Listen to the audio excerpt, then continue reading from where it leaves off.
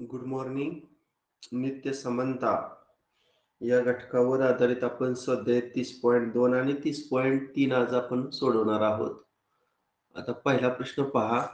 एका बेजीक राशीचे अवयव x-7 x-8 असे आहेत, तर ती राशी कोणती? आता इथे जास्त विचार न करता काय करूया, ह्या दोन कंसांचा गुणाकार करूया. म्हणजे पहिल्या कंसामध्ये x-7 आणि दुसऱ्या कंसामध्ये x-8. आता दोन कंसांचा गुणाकार कसा करतात रे?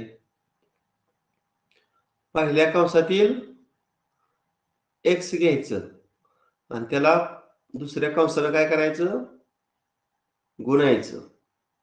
पुन्हा पहिल्या कंसातील राहिलेले पद -7 घ्यायचं आणि पुन्हा त्याला दुसऱ्या कंसानं गुणायचं. अशा पद्धतीने दोन कंसांचा काय करतात, गुणाकार करतात.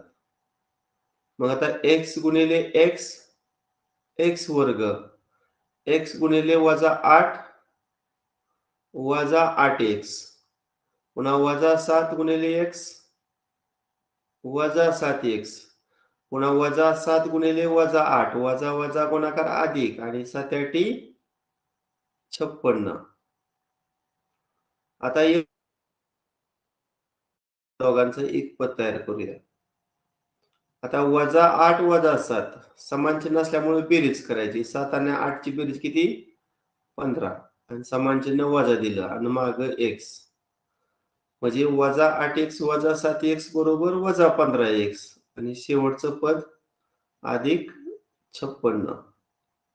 बघा हा पर्याय आहे का?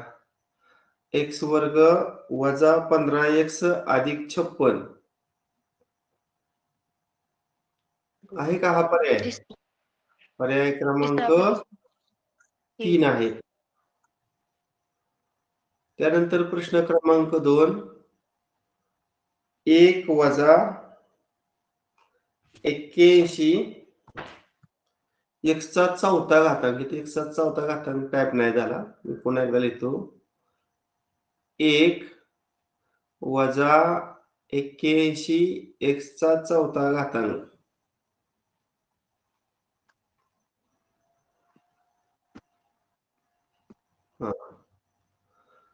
आता दोन्ही वर्ग आहे, म्हणजे 1 हा कोणाचा वर्ग आहे, तर 1 चा वर्ग आहे आणि 81 x चा 4